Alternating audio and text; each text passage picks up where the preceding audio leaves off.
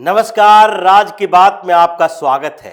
एक तरफ electoral bond को लेकर एक के बाद एक खुलासा हो रहा है, तो दूसरी तरफ सुप्रीम कोर्ट में सुनवाई हो रही है। ये दोनों के बीच ऐसे सामंजस्य बैठा है कि सुनवाई करने वाले 5 जज एक तरफ बौखलाहट में है, तो दूसरी तरफ 2 बड़े वकील प्रशांत भूषण और कपिल सिब्बल दोनों को गालियां पड़ रही है अपने ही संगठन के लोगों से। यानी संगठन कौन सा?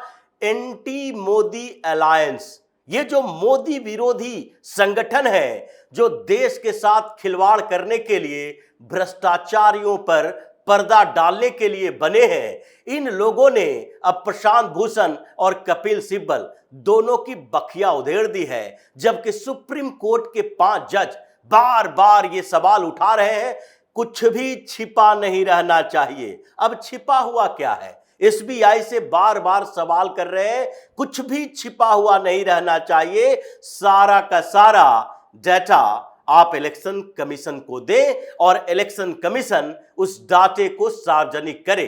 अब एसबीआई के पास जो छुपा हुआ क्या है? वो छिपा हुआ जो तथ्य की बात ये लोग कर रहे हैं वो है कि एसबीआई ने जो सारे डाटा दे दिए, जिस तरह से सुप्रीम कोर्ट ने जबरदस्ती डाटा रिवील करवाए, एसबीआई को समय नहीं मिला और उसने जितने बॉन्ड जारी हुए थे, जितने करोड़ के जारी हुए थे, सारे के सारे चुनाव आयोग को दे दिए। अब सुप्रीम कोर्ट का कहना है, आपने एनालिसिस क्यों नहीं किया? आपने अल्फा न्यूमेरिकल नंबर क्यों नहीं दिया? जो यूनिक नंबर है, उस नंबर से आप हर एक इलेक्टोरल बॉन्ड जो कि जारी हुआ था उसको पार्टियों से मिलान करवाते और उसके बाद सारी की सारी जानकारी देते। अब जज साहब को यह सोचना चाहिए कि एसबीआई की तरफ से यही बात तो कही गई थी कि हमें थोड़ा वक्त दीजिए, हम सारे दूध का दूध पानी का पानी कर देंगे कि किन पार्टियों के खाते में कितना पैसा गया, कितना इलेक्टोरल बॉन्ड किस कंपनी ने खरीदा और किस राजनीतिक पार्टी को दिया। ऐसे खुलासे धीरे धीरे हो रहे हैं। सुप्रीम कोर्ट में तो एक तरफ कार्रवाई चल रही है और उस सुनवाई के दौरान प्रशांत भूषण अपने एजेंडे में लगे हुए हैं। बार बार फटकार मिल रही है प्रशांत भूषण को सुप्रीम कोर्ट से भी, और दूसरे स्तर पर जिन राजनीतिक पार्टियों को डिफेंड करने के लिए ये काम कर रहे थे, एडीआर तो एक मुखौटा था, लेकिन इन लोगों का जो मेन एजेंडा था राहुल गांधी को कुछ स्टैटिक्स देना, राहुल गांधी के लिए काम करना, जो कि हर मंच पर बोल रहे हैं, देखो कैसे भारतीय जनता पार्टी की सरकार ने ईडी और सीबीआई को वसूली पर लगा दिया है। एक तरफ ईडी के छापे और दूसरे तरफ इलेक्टोरल बॉन्ड खरीदा जाना। यहां तक कि इन लोगों ने वीडियो भी बनाया जिसमें 2 ईडी के अधिकारी, जिसको एक्टिंग कहते हैं, वो ईडी के अधिकारी बनकर किसी के पास छापा पड़ मारने के लिए जाता है और वहां पर वो कहता है, देखो मेरे पास एक कार्ड है, और वो कार्ड दिखाता है, इलेक्टोरल बॉन्ड से हमने दिया है डोनेशन। तो उसके बाद वो दोनों वापस चले जाते हैं सॉरी बोलकर। ये कांग्रेस की साजिश है, कांग्रेस ये बता रही है, लेकिन हकीकत सामने आ गई है। हकीकत से मुंह नहीं मोड़ सकते, तथ्य को छिपा नहीं सकते, इसलिए राहुल गांधी बेशर्मी से अब ये नहीं बोल सकते कि किस तरीके से ईडी के छापे पड़े और वहां से इलेक्टोरल बॉन्ड खरीदे गए। ये इलेक्टोरल बॉन्ड के धीरे धीरे एक एक करके जानकारी बाहर आई और उसमें सबसे पहले तो फंसा राहुल गांधी का यार, राहुल गांधी का सबसे करीबी दोस्त, जो राहुल गांधी को पीएम उम्मीदवार बनाने के लिए शुरुआती दौर से लगा हुआ है, और वो है एमके स्टालिन, डीएमके का नेता, जो अभी मुख्यमंत्री है। और जिस तरीके से इन लोगों ने हंगामा खड़ा किया कि सैंटियागो मार्टिन, ये सैंटियागो मार्टिन कौन है? फ्यूचर गेमिंग का मालिक, जिसको लॉटरी किंग कहा जाता है। सबसे ज्यादा पैसा इसने दिया, 1368 करोड़ रुपए के इलेक्टोरल बॉन्ड खरीदे। और इन लोगों ने आरोप क्या लगाया कि देखो भाई, ये सैंटियागो मार्टिन के खिलाफ ईडी और सीबीआई ने कार्रवाई की। बार बार इसको चेतावनी जारी की, यहां तक कि गृह मंत्रालय की तरफ से एडवाइजरी जारी हुई। और जब ईडी के छापे पड़ने लगे, सीबीआई ने उसे गिरफ्तार किया, तो उसके बाद उसने इलेक्टोरल बॉन्ड खरीदा और भारतीय जनता पार्टी के खाते में जमा करवाया, जिसके बाद उसके ऊपर कार्रवाई रुक गई। लेकिन अब जो जानकारी सामने आई है उस पर राहुल गांधी अगर मुंह नहीं खोलता है तो इससे बेशरम नेता अब केजरीवाल भी नहीं है, क्योंकि केजरीवाल से भी ज्यादा बेशर्मी दिखा रहा है राहुल गांधी। अब उसे बोलना चाहिए, सामने में आकर कहना चाहिए, क्योंकि 1368 करोड़ रुपया जो फ्यूचर गेमिंग, ये जो सेंटियागो मार्टिन है, इसके कंपनी ने जो खरीदे इलेक्टोरल बॉन्ड, उसमें से सबसे ज्यादा पैसा यानी कि लगभग 40% 509 करोड़ रुपया डीएमके के खाते में गया।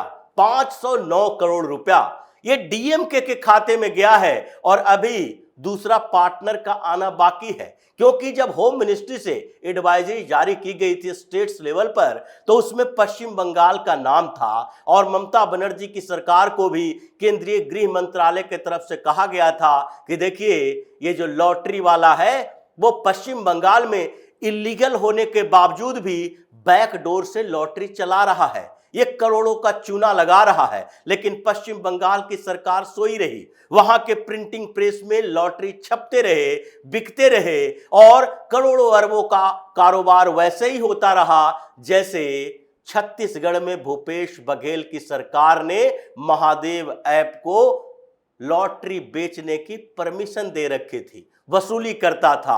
आज एफआईआर में नाम भूपेश बघेल का भी आया, जब खुलासा हुआ और बताया गया कि देखो कैसे ये हर महीना पैसा लेता था, ईडी के इन्वेस्टिगेशन में उसका भी नाम आया। तो फिर पता चल रहा है कि ये वेंडेट्टा है, पॉलिटिकल वेंडेट्टा। अब ये राजनीतिक बदले की भावना से ग्रसित है। लेकिन अभी दूसरा नंबर पर जो है यानी ममता बनर्जी, उसका खुलासा होना बाकी है। 1707 करोड़ रुपया ममता बनर्जी के पार्टी को किसने डोनेट किया, उसमें भी नाम आएगा, यही मार्टिन का, क्योंकि लॉटरी किंग मार्टिन का एक पक्ष तो दिखाई पड़ गया कि 509 करोड़ रुपया इसने डीएमके के खाते में दिया और डीएमके से इसका पुराना नाता है, आज का नहीं। ये करुणानिधि के समय से ही डीएमके से जुड़ा हुआ है। उसके फिल्म के लिए 20 करोड़ रुपया दिया था। उसके बाद इसके अलावा डीएमके को ब्लैक मनी कितना दिया इसका अभी तक आकलन नहीं हुआ है, लेकिन 70 करोड़ रुपया इसने दूसरे प्रोजेक्ट के लिए डीएमके को दिया था। और यही नहीं, डीएमके के साथ तो इसका राजनीतिक समझौता भी था, क्योंकि इसका दामाद आधव जो है वो आधव अर्जुन इसकी पार्टी के साथ जुड़ा हुआ है और इसकी पार्टी से टिकट के लिए बड़ा प्रयास किया था और टिकट मिला भी।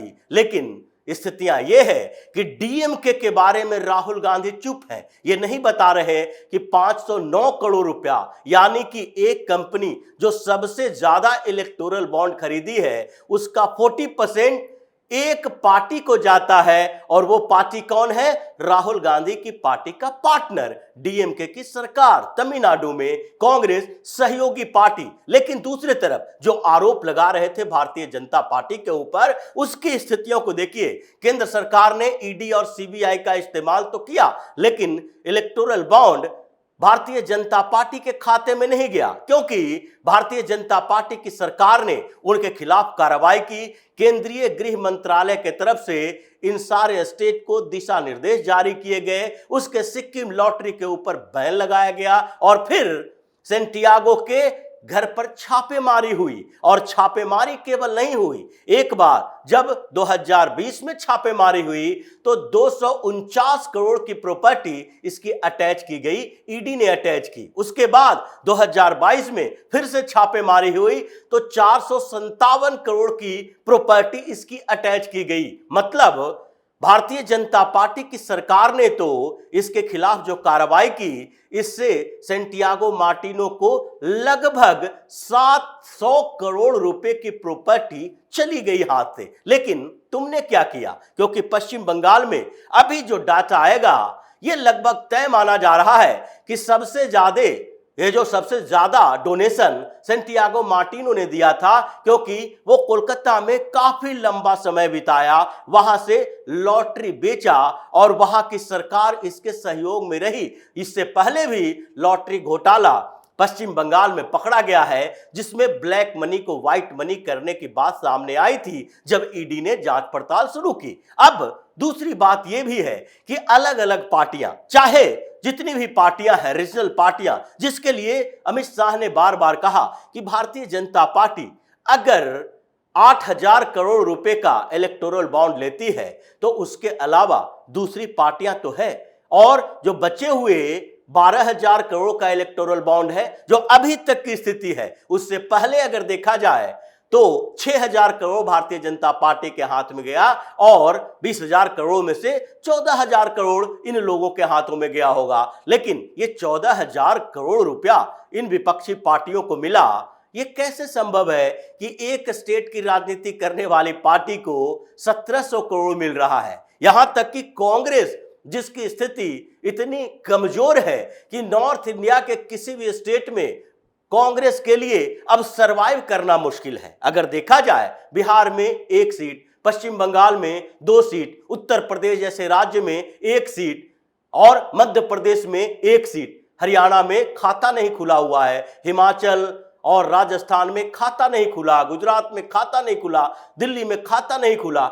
ऐसी पार्टी को अगर 1,950 करोड़ रुपए केवल इलेक्टोरल बॉन्ड से मिलते हैं तो इनके सहयोगी कौन है? कौन इनको पैसा दे रहा है? ये पैसा तो कर्नाटक से आएगा, ये पैसा तो तेलंगाना से आएगा, ये पैसा तो जहां इनकी सरकार है वहीं से आएगा। ये पैसा उन चोर लुटेरे का होगा जो कि डीएमके के साथ मिलजुल कर कांग्रेस का साथ सरकार चला रहे हैं, और फिर वही सैंटियागो मार्टिनो इन कांग्रेस वालों को ही पैसा दिया होगा। अब तो ये साफ हो गया है कि ये जो 1,368 करोड़ रुपए का बॉन्ड खरीदा, ये लॉटरी किंग ने ये सारा पैसा विपक्षी पार्टियों में बांटा है। 509 करोड़ अगर डीएमके को दिया है तो 200 से 400 करोड़ रुपया कम से कम ममता बनर्जी की पार्टी को दिया होगा, कांग्रेस को भी दिया होगा, क्योंकि कांग्रेस भी डीएमके के साथ तमिलनाडु में सत्ता में है, वहां पर कांग्रेस का संगठन है, चंदा वहां से आता है। इसलिए अब इन लोगों की सारी पोल पट्टी खुल गई, लेकिन अभी तक भारतीय जनता पार्टी के खिलाफ कोई सबूत ऐसा नहीं मिला